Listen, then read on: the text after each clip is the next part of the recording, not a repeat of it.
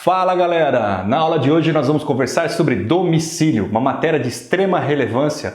Nós vamos aprender aqui o conceito, a modalidade, a sua taxatividade em alguns momentos. Vamos lá? Vamos conhecer domicílio.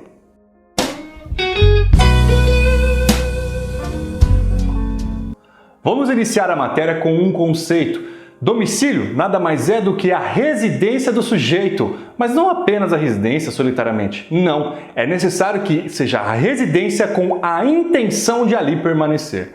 Portanto, podemos falar que o domicílio, lugar aonde a pessoa estabelece com ânimos de ali permanecer. Exato, com a intenção de ali fixar-se. E é de extrema relevância essa matéria, o domicílio, pois é justamente o domicílio a central de negócios do sujeito.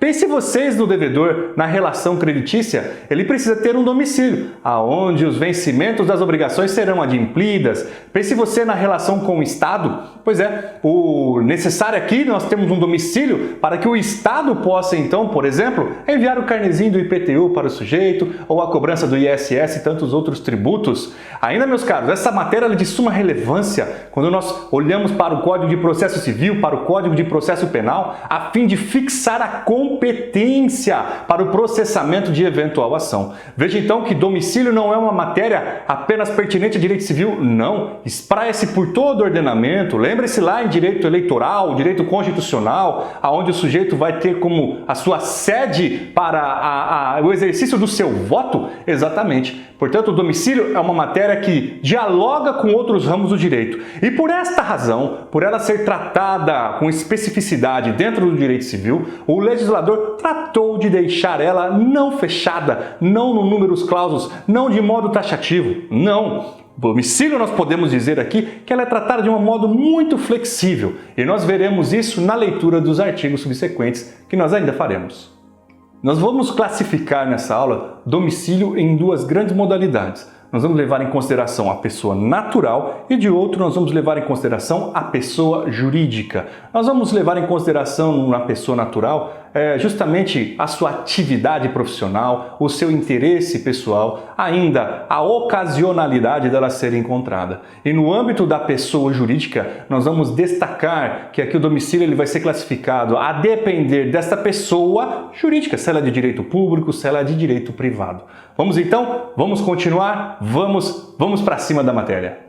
O domicílio pessoal da pessoa natural é escolhido por ela. É ela própria quem elege, é ela própria quem escolhe. E ele é dotado de dois elementos, um elemento objetivo e um elemento subjetivo. O elemento objetivo é a residência. A pessoa, quando ela fixa o lugar, ali, portanto, será a sua residência. Mas, além disso, é necessário cumprir ainda com o elemento subjetivo, que nada mais é do que a intenção definitiva de permanecer naquele local, de permanecer naquela residência. Veja, é esta a ideia sintetizada no artigo 70 do Código Civil que eu quero fazer a leitura com vocês. O domicílio da pessoa natural é o lugar onde ela estabelece sua residência com ânimo definitivo. Portanto, a definitividade neste artigo é o ponto relevante, como eu costumo dizer em sala, é a cereja do bolo. A título de especificação da matéria, nós vamos fazer uma diferenciação que às vezes pode confundir você na hora de estudar. Morada, residência e domicílio são as mesmas coisas? Não são. Morada é justamente um elemento de transitoriedade, de provisoriedade. Alguém fica em uma morada provisoriamente. Vamos imaginar que você vá para Paris, passe lá 10 dias, fique lá em umas férias, 15 dias, 20 dias, olha que gostoso. Lá será a sua morada. Diferentemente da morada é a residência, pois a residência ainda há uma habitualidade do sujeito, tem uma ligação entre ele e o local, uma ligação grande, há uma certa estabilidade. Vamos imaginar que eu tenho uma casa de veraneio em Londres, eu fico lá em Londres 2, 3 meses, veja, lá é a minha residência. No entanto, domicílio não tem muito a ver com as duas modalidades que até agora nós falamos, porque o domicílio é a residência do sujeito com a intenção de ali permanecer. Veja então num exemplo que eu posso ter uma casa de veraneio lá em Londres, no entanto, eu permaneço em Votuporanga. Aqui em Votuporanga é o meu domicílio. E lembrem quando eu disse a vocês que a matéria de domicílio foi tratada com bastante flexibilidade pelo legislador? Pois é, se você um dia for questionado da seguinte forma: é possível ter pluralidade de domicílio pessoal? Qual é o domicílio pessoal? O domicílio pessoal é aquele escolhido pela pessoa, é o domicílio que ela fixou com o ânimo de permanecer. Quem responde isso para nós é justamente o artigo 71, mas eu acho que com essa dica você já está se situando. Já acredito que tem aí na sua cabeça uma grande chance de, sim, haver a pluralidade de domicílios. Vamos fazer a leitura do artigo 71. Olha na tela. Se, porém, a pessoa natural tiver diversas residências, onde alternadamente viva, considerar-se-á domicílio seu qualquer delas. Veja que aqui nós estamos falando da alternância. O sujeito ele tem uma residência em Votuporanga, tem uma residência em Araraquara, tem uma residência em São José do Rio Preto, tem uma residência em São Paulo. E ele passa temporadas nestes lugares. Veja, é a residência, estando ele em cada um destes lugares e sendo ele encontrado, pois ali ele permanece e tem com a sua intenção. Veja, nós estaremos diante de uma modalidade de domicílio. A alternância não pode ser confundida com sucessividade. A sucessividade é quando eu, por exemplo, me mudo de Votuporanga, vou para Jales, de Jales vou para Fernandópolis, eu vou para São José do Rio Preto, vou para Andeara, de Andeara vou para Cardoso, enfim, falando aqui na nossa micro-região. Cada um destes lugares serão meus novos domicílios. A alternância é quando eu tenho esta base, esta central de negócios em vários lugares. A sucessividade, eu excluo e vou para o novo. Eu excluo, vou para o novo. Perceba que na sucessividade nós não teremos vários domicílios. Porém, isso acontecerá na alternância, onde haverá a pluralidade de domicílios. E o domicílio profissional? Pode ser tido também como domicílio da pessoa? Ora, meus caros, como eu já disse a vocês, o legislador tratou com flexibilidade a fim de possibilitar a pessoa de estar em diversos lugares para que ela seja encontrada para adimplir suas obrigações, até mesmo contrair os seus direitos, responder aos deveres que a lei impõe. Lógico que poderá a pessoa ter um domicílio profissional nos termos do artigo 72, que eu vou fazer a leitura com vocês também agora. É também domicílio da pessoa natural quanto às relações concernentes à profissão, o lugar onde esta é exercida.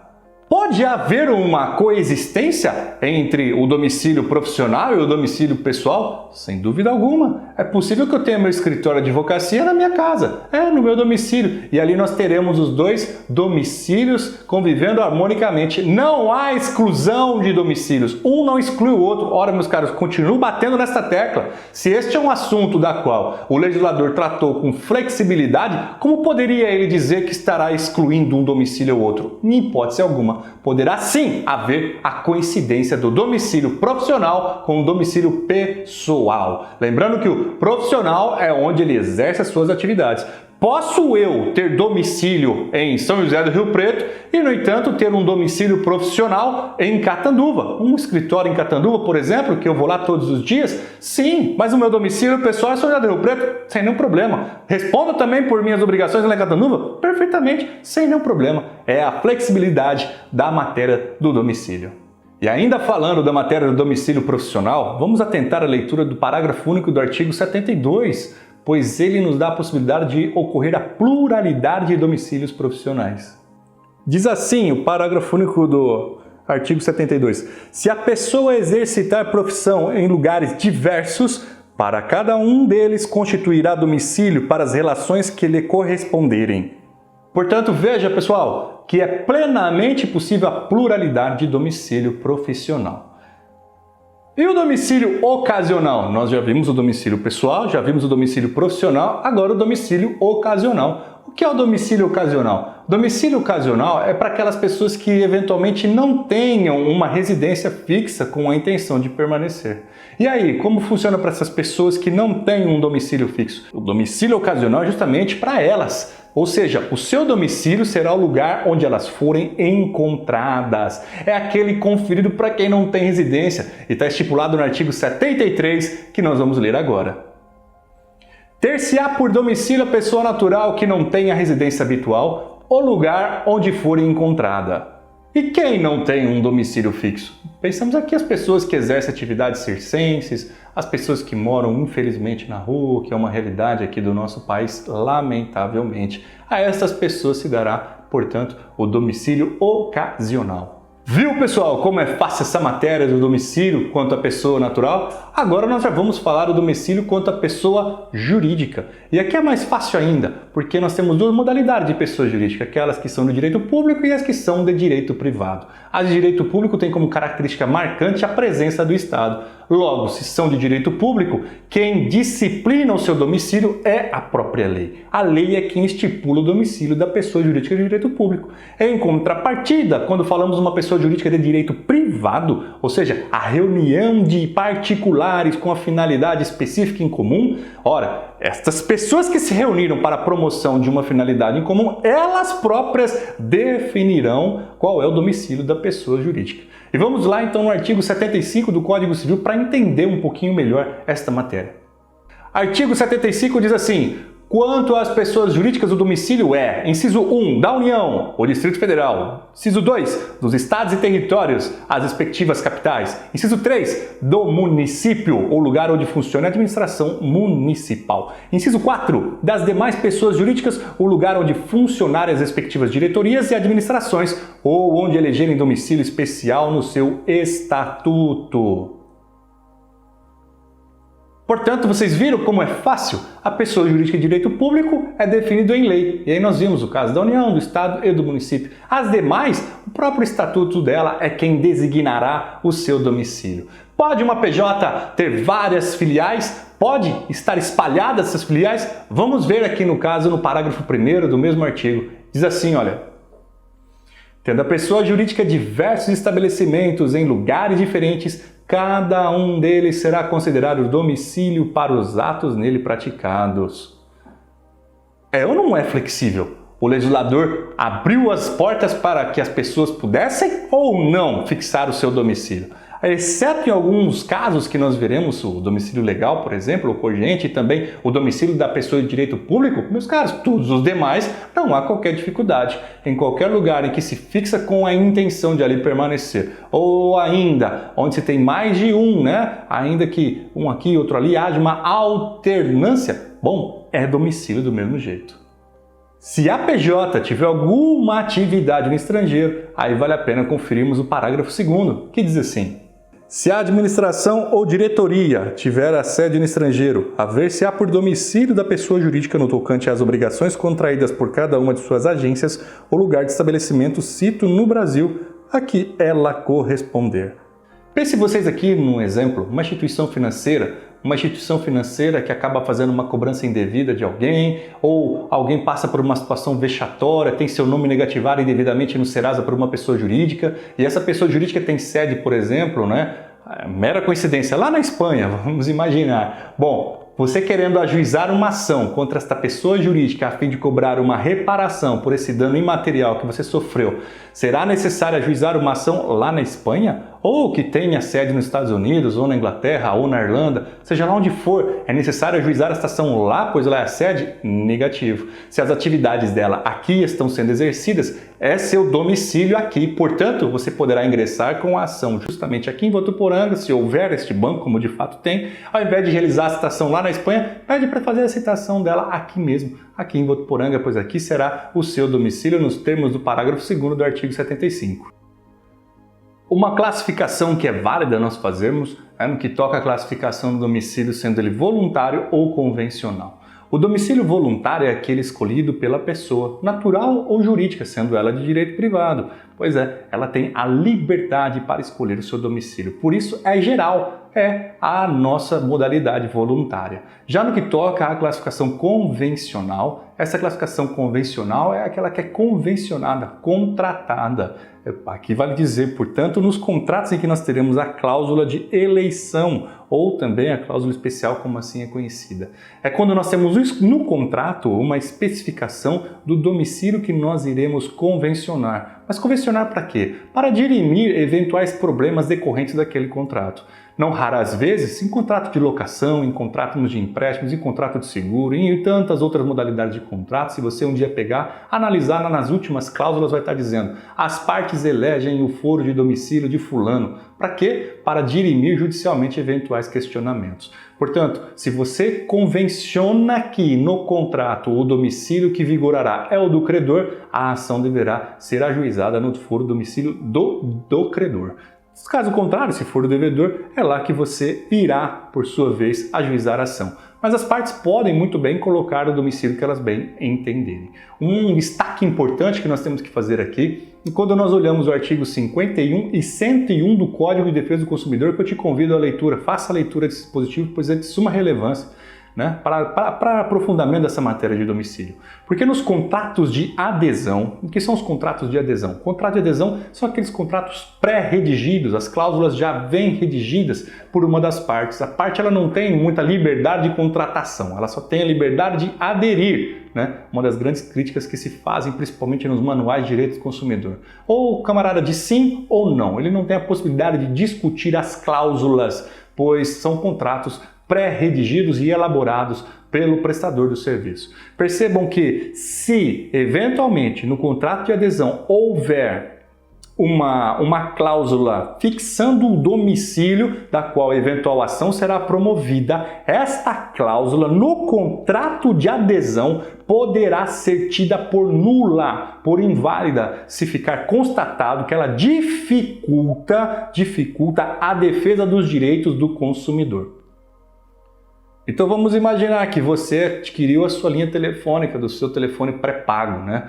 Perceba, lá tem uma clausulinha dizendo que as ações que discutirem ou versarem sobre defeitos, vícios, problemas decorrentes da execução do contrato, né, dessa prestação desse serviço, do fornecimento da linha telefônica pré-paga da companhia X, deverá ser ajuizadas no domicílio, lá no Foro de Brasília, vamos imaginar. Veja, pois lá funciona o domicílio da sede. Ora, você morando aqui no Noroeste Paulista, meus caros, você vai ter que ajuizar essa ação lá de fato lá, sendo que você nem teve a liberdade de escolhê-la, foi empurrada a goela abaixo em um contrato de adesão. Esta cláusula se dificultar os interesses e ainda a ampla defesa, o contraditório, o direito de defesa do cidadão, ou até mesmo o direito de ação dele, essa cláusula poderá ser tida por abusiva e declarada nula. Uma espécie, então, em que o juiz poderá declarar nulo e o consumidor poderá ajuizar esta ação no foro do seu domicílio, vale dizer, na sua cidade, aonde ele reside com a intenção de ali fixar-se permanentemente. E há ainda mais uma espécie de domicílio, que nós temos vários sinônimos que a doutrina utiliza: o domicílio legal, cogente, necessário. Quando você encontrar essas palavrinhas lá na doutrina, significa tudo a mesma coisa. São domicílios da qual as pessoas não têm tanta liberdade de escolha. Na verdade, elas não têm liberdade nenhuma, né? Pois é um domicílio legal, está estabelecido pela lei. Não há amplitude, não há possibilidade de exercício de uma autonomia privada, não há possibilidade de um exercício de vontade, não há possibilidade alguma da pessoa livremente estipular qual vai ser a sua residência com a intenção de ali fixar-se, ou seja, o seu domicílio. Vamos conhecer essas estipulações que estão nos artigos 76 e 77 do Código Civil. Vamos à leitura. Artigo 76. Tem domicílio necessário o incapaz, servidor público, o militar, o marítimo e o preso. Parágrafo único do artigo 76.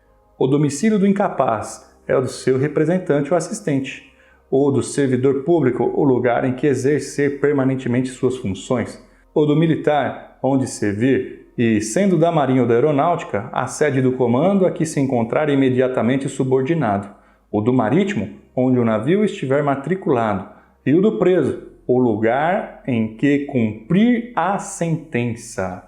E, finalizando, nós temos o artigo 77 que diz assim: o agente diplomático do Brasil que, citado no estrangeiro, alegar extraterritorialidade sem designar onde tem no país o seu domicílio, poderá ser demandado no Distrito Federal ou no último ponto do território brasileiro onde o teve. É isso, pessoal. Estas são as regras trazidas pela legislação Nós vimos então o conceito, as modalidades de domicílio, trabalhamos cada uma das hipóteses, fizemos a leitura dos pontos mais críticos e necessários. Espero que vocês tenham gostado, deixe aí o seu like, se inscreva no canal, faça o seu comentário, ative as notificações para ser avisado a cada postagem. Nos vemos na próxima aula.